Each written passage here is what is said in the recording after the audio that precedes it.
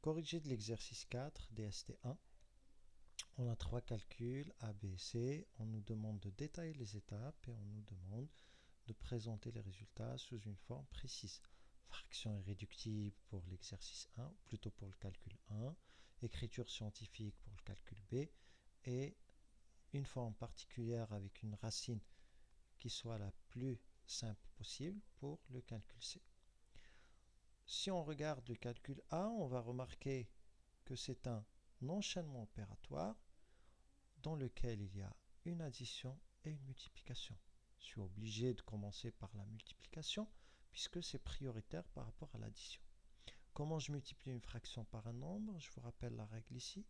A sur B que multiplie C est égal tout simplement à A fois C divisé par B. Je l'applique à ça, mais avant ça, je dois reprendre l'écriture de la première fraction. Donc on commence le calcul par la fraction 5 quarts, plus, et là j'écris le résultat de mon produit, 3 fois 13, 39, et 5 au dénominateur. On arrive à une addition, contrairement à la multiplication, on a besoin d'un dénominateur commun. Ici en l'occurrence on a 4 et 5 au dénominateur, on va choisir du coup le produit des deux, ce sera 20 le dénominateur commun, on multiplie cette fraction par 4 et on multiplie celle-là par 5. Pourquoi j'utilise cette façon d'écrire? C'est pour bien montrer que la multiplication par 4 concerne le dénominateur et le numérateur, sinon ça va changer les fractions. Du coup, je note le résultat, on a 20 au dénominateur, 5 fois 5, 25, et 39 fois 4, 156. Et j'obtiens mon résultat 181 sur 20. On passe au calcul B. Au B, on a une écriture scientifique qui est demandée. Avant de commencer le calcul, je signale quand même une erreur qui est revenue sur quelques copies. Il y a des élèves qui ont confondu cette écriture avec celle-là. 10 exposant moins 12. Je vous fais remarquer que le moins est sur la ligne, donc ça n'a rien à voir avec ça. Je comprends, vous avez vu des exposants dans la formule et vous vous êtes laissé faire par ce réflexe de voir des exposants partout. Bref, on efface ça et on reprend le calcul tel qu'il est donné. On a un enchaînement opératoire au numérateur, la multiplication est toujours prioritaire, je commence par ça. 1,6 fois 10, ça me donne 16, auquel je soustrais 12, et je divise le tout par ce qui m'est donné, c'est-à-dire 4 fois 10 exposant moins 9. Ça me donne 4 au numérateur, et 4 fois 10 exposant moins 9 au dénominateur. Ici, je remarque que j'ai le même nombre au numérateur au dénominateur, sans aucun signe d'addition ou de soustraction aux alentours. Du coup, j'ai le droit de simplifier. Il me reste 1 sur 10 exposant moins 9. Je vous rappelle la règle pour les exposants négatifs. 1 sur A exposant moins n est égal à A exposant n. Donc il me suffit de réécrire la puissance qui est là. Je la réécris sur la ligne en faisant attention à ne pas oublier de transformer le signe moins en signe plus. Donc j'ai 10 exposant plus 9. Et j'ai fini avec ce calcul. Je passe au calcul C maintenant. Au C, on me demande de transformer ça en une écriture plus simple. En général, sur les racines carrées, on cherche toujours des carrés parfaits à l'intérieur des racines. Donc je vais transformer le 20 et le 125 en des produits qui vont me permettre d'avoir des résultats plus simples. Je commence par les premiers produits qui me viennent à l'esprit et au fur et à mesure, je verrai des résultats arriver.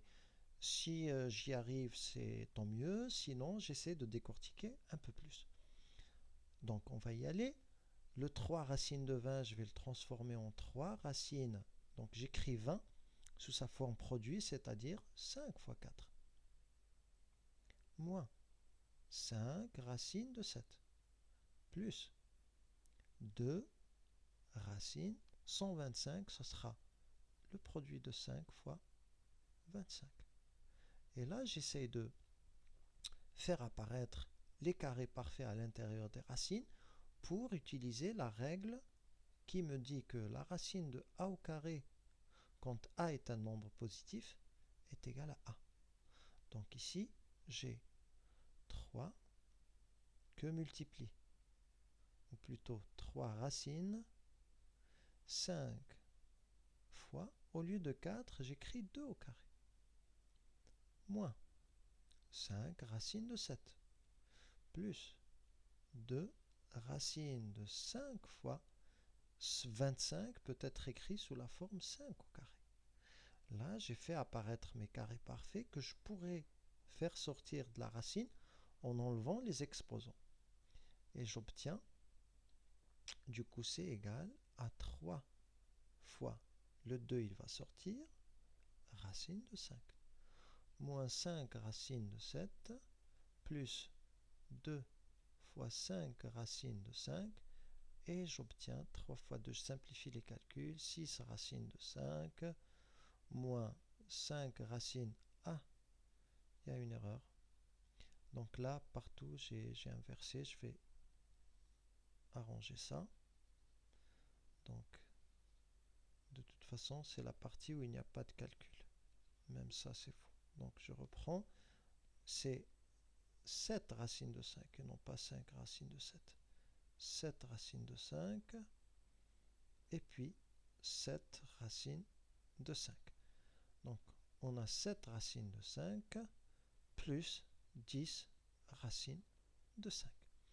On a 6 moins 7 moins 1 plus 10, ça fait plus 9. Ou bien 6 plus 10, 16. 16 moins 7, ça fait 9. Et j'obtiens 9 racines de 5.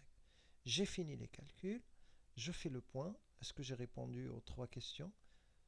On va vérifier. On a une fraction pour le calcul A. On a une puissance de 10 pour le calcul 2. Et on a une racine carrée multipliée par un nombre pour le calcul 3. La fraction en question est irréductible. Ça, c'est une écriture scientifique puisqu'on a une puissance de 10 multipliée par 1. Et la racine de 5 ne peut pas être simplifiée plus que ça. Donc, on a bien respecté les formes demandées et on en a fini avec l'exercice 6.